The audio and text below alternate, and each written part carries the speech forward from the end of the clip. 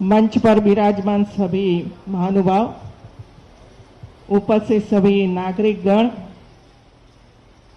इतना बड़ा कार्यक्रम पूरा उत्तर प्रदेश में हो रहा है। 25 करोड़ से ज्यादा और 30 करोड़ पौधारोपण का कार्य, और अब तक पिछले 4 साल से जो ये मुहिम चली है, इसमें 1 करोड़ से भी ज्यादा पौधा पूरे उत्तर प्रदेश में लगाया गया है। हम सब जानते हैं कि वृक्ष का, पेड़ का कितना महत्व है, कितना इम्पोर्टेंट है। जब तक कोरोना नहीं आया तब तक उसका प्रभाव कितना पड़ता है समाज पर, मनुष्य और प्राणियों पर, उसका पता ही नहीं चला। अब जब हॉस्पिटल में जाते थे और ऑक्सीजन की जरूरत पड़ती थी, तब ऑक्सीजन ऑक्सीजन ऑक्सीजन चिल्लाते रहते थे। अब सबको पता चला कि ऑक्सीजन कहां से आता है।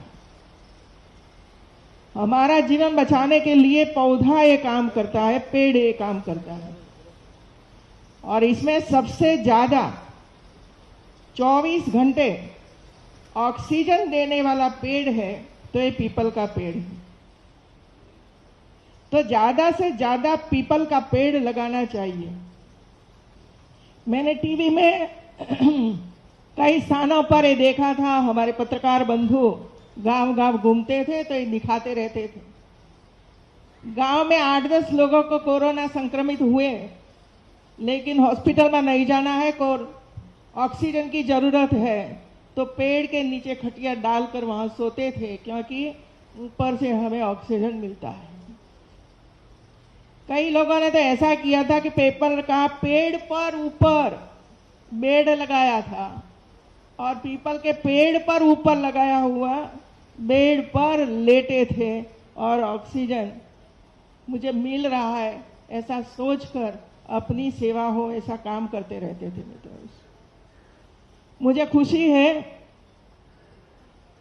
पिछले 3 साल से एक कार्यक्रम में सम्मिलित होने के लिए उत्तर प्रदेश के सीएम आदरणीय योगी आदित्यनाथ जी मुझे आमंत्रण देने के लिए राजभवन आते हैं मित्रों। देखिए विवेक और नम्रता। टेलीफोन से मुझे बता सकते हैं कि आपको 4 तारीख को वहां जाना है, फ्री हो तो आ जाइए या तो समय दे दीजिए। लेकिन राज्य सरकार के जितने कार्यक्रम होते हैं और इसमें उसको लगता है कि ये कार्यक्रम में राज्यपाल उपस्थित हो तो अच्छा है, तो स्वयं समय निकालकर राजभवन में आते हैं, और राजभवन में आकर मुझे निमंत्रण करते हैं कि आपको वहां यदि इस दिन कोई कार्यक्रम नहीं हो तो आप आइए जाइए। और इसी वजह से आज का मेरा कार्यक्रम था भोपाल जाने का। उन्होंने निमंत्रण दिया कि आपको झांसी जाना है, और वहां नदी के किनारे पर बड़ा सेंटर बनने वाला है, पेड़ पौधे लगाएंगे, लोग आएंगे, बैठेंगे, देखेंगे, अनुभव करेंगे कि पेड़ मैंने लगाया था, इतना बड़ा हो गया, सेल्फी लेंगे, सब कुछ करेंगे मित्रों। बच्चों को इसमें से प्रेरणा मिलेगी कि पिताजी ने पेड़ पौधा लगाया था, अभी मेरी जिम्मेवारी है कि मैं भी 10-15 पेड़ लगाऊं, पौधे लगाऊं, और वो तीसरी पीढ़ी को काम में आए मित्रों। ये लगातार काम चलता रहना चाहिए मित्रों। एक ने लगाया दूसरों ने नहीं लगाया, इससे फायदा नहीं होने वाला है। हमें हमारे जीवन में स्वयं ये संकल्प करना पड़ेगा कि मैं मेरा हर जन्मदिन के दिन एक पेड़ लगाऊंगा, बड़ा करूंगा। देखिए तो सही, जब सबको अग्निदाह देते थे उसी समय, तब लकड़ी नहीं मिलती थी मित्रों, लकड़ी नहीं मिलती थी, कहां कहां से प्रबंध करना पड़ता था, और नहीं मिलती तो क्या क्या होता था मुझे नहीं बताना है, ये भी आपको पता है मित्रों। यदि हम संकल्प करेंगे कि मैं जब मरूं उसी समय 10 मण या समथिंग इतनी लकड़ी चाहिए, तो मैं ऐसे 5 पेड़ लगाऊं जो मेरे देहांत के बाद वो पेड़ को काट कर मेरे अग्निदाह दिया जाए। सेल्फ मेड मित्रों, हमें सब कुछ करना ही पड़ेगा मित्रों। जलवायु परिवर्तन, कोरोना जैसी बीमारियां, टीबी जैसी बीमारियां कहां से आती है, क्यों आती है, कैसे आती है, किसके माध्यम से आती है, ये हम सबको अभी पता चला है। और कोरोना ने तो हम सबको सिखा दिया है। आपको संक्रमित नहीं होना है तो मास्क लगाइए, इतना ही नहीं, आप नहीं लगाओगे और आप संक्रमित हो गए तो आपके पास बैठने वाला भी, चाहे उसने मास्क लगाया होगा, फिर भी वो संक्रमित होगा। ये सोचिए जरा कि मुझे तो संक्रमित, मैं तो नहीं हुआ हूं, मैं तो फिट हूं बराबर, लेकिन आपको कोरोना हुआ तो पास वाले को, 5 लोगों को आपसे कोरोना वहां पहुंचेगा। इसकी जिम्मेवारी किसकी? बार बार पीएम से लेकर सीएम, सभी लोग, अधिकारी सहित सभी लोग, एनजीओ, सब लोग बोलते रहते हैं मास्क लगाओ, डिस्टेंस रखो, लेकिन देखिए स्थिति क्या है। और इसी वजह से मैं तो आप सबको प्रणाम करने के लिए आई हूं और ये बताने के लिए आई हूं कि मास्क पहनिए, पहनाइए सबको, चाहे बाजार में जाइए, चाहे खरीद करने के लिए जाइए, या आप कुछ बेचने के लिए जा रहे हो, चाहे सब्जी बेचते हो, लेकिन मास्क मस्ट। डिस्टेंस अभी तो ओपन कर दिया कि अभी है नहीं तो घूमो, लेकिन इसका अर्थ ये नहीं है कि हम वैसे ही चले जाएं। आप भी टोकिए मित्रों, ऐसा नहीं है कि हम नहीं बोल सकते हैं। मैं बोलती हूं ना, क्यों मास्क नहीं पहना? भाई पहनिए, आपने पहना है, यदि आपके आगे वाला नहीं पहना है तो उसको खड़े रखो और बोलिए कि मास्क पहनिए। तो ही एक व्यक्ति के बोलने से नहीं फायदा होगा, सब लोग बोलने लगेंगे कि मास्क पहनो, मास्क पहनो, तब जाकर लोग कहेंगे कि ये मैं नहीं पहनूंगा, लोग टोकेंगे मुझे। बच्चे बोल रहे हैं पहनिए। और अभी जो 3rd वेव आ रही है ना, इससे भी ज्यादा खतरनाक है। यदि आपने मान ही लिया है कि हम होंगे तो होंगे, देखेंगे उसी समय, ऐसा मत सोचिए मित्रों। आपके परिवार का ध्यान रखिए, आपका गांव का ध्यान रखिए, और गांव तय कर ले, हर गांव तय करे मेरे गांव में एक ऐसी व्यक्ति नहीं होगी जिसने मास्क नहीं पहना होगा, नहीं पहना होगा, तो कहीं भी कोई व्यक्ति संक्रमित नहीं होगा, चाहे कितने कोरोना आ जाए। तो ये मुझे लगा कि कार्यक्रम में ऐसी कोई स्पीच वगैरह नहीं थी, लेकिन मुझे लगा कि मैं 5 मिनट बोलूं कम से कम, कि आप लोग ध्यान रखिए। सिर्फ योगी जी नए नए कोविड हॉस्पिटल बनाएंगे, हमारे प्रधानमंत्री विदेशों से ऑक्सीजन मंगवाएंगे, सब कुछ करेंगे, लेकिन जब तक आप ध्यान नहीं रखोगे तो जितने लोग मरे हैं ना, वो इसी वजह से मरे हैं। इसमें किसी का दोष नहीं था, स्वयं हमारा दोष था, स्वयं परिवार का दोष था, और इसी वजह से काम ये हुआ है मित्रों। कई स्टडी हुआ, जो लोग हॉस्पिटल में मरे सबका स्टडी हुआ है, रिसर्च किया गया है, और रिसर्च में ये पाया गया है कि न मास्क किसी ने लगाया था, न समय पे हॉस्पिटल में आए थे, और जो दवाइयां दी थी वो दवाइयां नहीं ली, इसी वजह से हम उसको बचा नहीं पाए।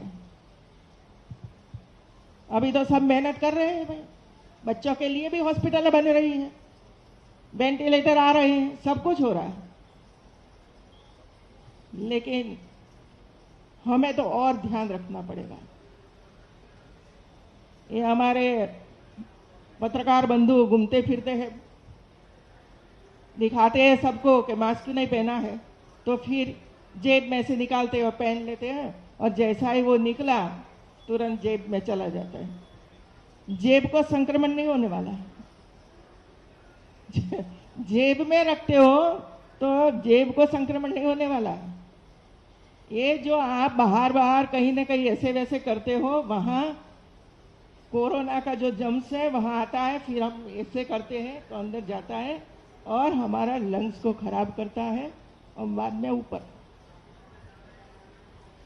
तो मैं सभी हमारे मंत्री, हमारे नए चुने हुए सभी भाई बहनें, हमारे विधायक, हमारे सभी अधिकारी जिन्होंने इतनी मेहनत की है, पौधा एकत्र करना, पहले तो तैयार करना, वन विभाग इतने पौधे तैयार करना, साल भर कितना परिश्रम किया होगा। 30 करोड़ पौधा तैयार करना एक बड़ा काम है, और ये काम उन्होंने पूरा विभाग ने किया है। फिर इसका डिस्ट्रीब्यूशन करना, गांव गांव तक पहुंचाना, खेत खेत तक पहुंचाना, ये दूसरा बड़ा काम है। और तीसरा बड़ा काम है खड्डे खोदना और हर खड्डे के पास पौधा रखना, ये तीसरा काम है। और चौथा काम है लगाना, पांचवा काम है सर्वाइकल हो वो देखना। मित्रों, सिर्फ पौधा लगाने का काम पूरा होगा ऐसा नहीं है, वो जीवित हो तब तक उस पर ध्यान रखना पड़ता है। और ये काम हमारे अधिकारी कर रहे हैं, इसी वजह से अधिकारियों को मैं बहुत बहुत बधाई देती हूँ, और सभी जो हमारे जनप्रतिनिधियों को भी बधाई देती हूँ। और जनप्रतिनिधि भी अपने अपने विस्तार में जरा देखते रहे, पानी मिलता है, खाद मिलती है कि नहीं है, ये भी देखते रहे, छोड़ न दे किसी पर। हमारी भी इतनी जिम्मेवारी है कि मैं भी 5 पौधा बड़े हो तब तक मैं उसको जीवित रखूं। आप सबको धन्यवाद। धन्यवाद मैम, आपके प्रेरणास्पद बातें और आपने जो आज समझाया वो बहुत महत्वपूर्ण है। हर व्यक्ति के लिए झांसी के लोग इसको ध्यान से सुने और फॉलो भी करें। कार्यक्रम को गति देते हुए आगे बढ़ाते हुए हम माननीय राज्यपाल महोदया द्वारा मंच पर कुछ लाभार्थियों को सम्मानित करेंगे। इस क्रम में महोदय की अनुमति से मैं एक एक करके लाभार्थियों का नाम पढ़ता जाऊंगा और वो आकर के मैडम से अपना आकर के सर्टिफिकेट प्राप्त करेंगी और इस ओर से चली जाएंगी। पहली लाभार्थी हैं मैम मुख्यमंत्री आवास योजना की लाभार्थी श्रीमती विमला। श्रीमती विमला, इनको 1,20,000 रुपए मुख्यमंत्री आवास योजना के अंतर्गत दिया गया है। इस तरह के हमारे यहाँ कुल 11 से 26 लाभार्थी इस वित्तीय वर्ष में और विगत वित्तीय वर्ष में 594 लाभार्थी रहे हैं।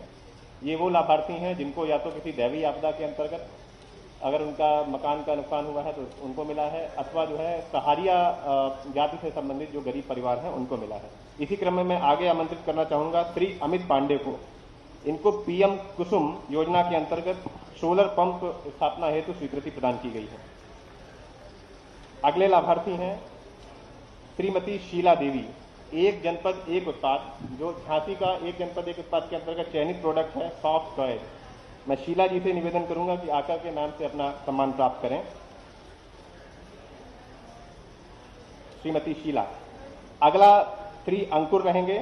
ये स्वामित्व योजना के अंतर्गत घरौनी एक पायलट बेसिस पर झांसी से ही शुरू किया गया था, जो कि पूरे प्रदेश में अब हो गया है।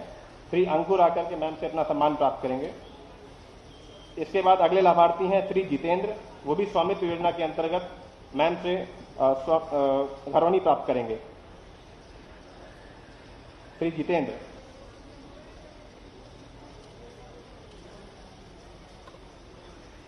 इनके बाद अगले लाभार्थी हैं श्रीमती सीमा यादव।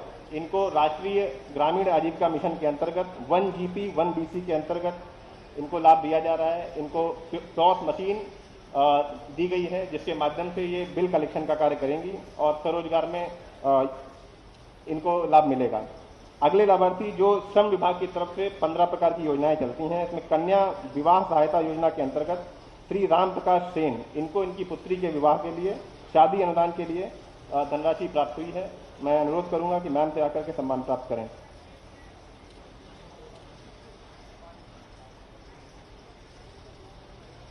अगले लाभार्थी हैं इसी क्रम में श्री गोविंद नारायण सिंह, इनको प्रधानमंत्री कृषि सिंचाई योजना के अंतर्गत लाभ प्रदान किया गया है। इनको ड्रिप इरिगेशन सिस्टम लगाने के लिए विभाग द्वारा सहमति दी गई है। इसके लिए मैं अनुरोध करता हूं।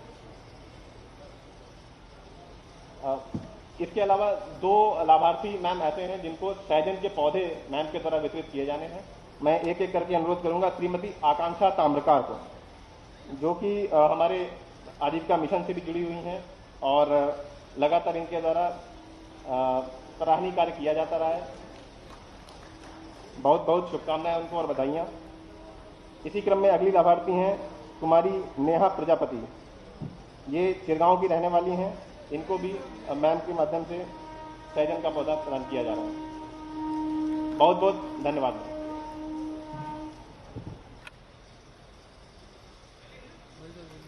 धन्यवाद सर।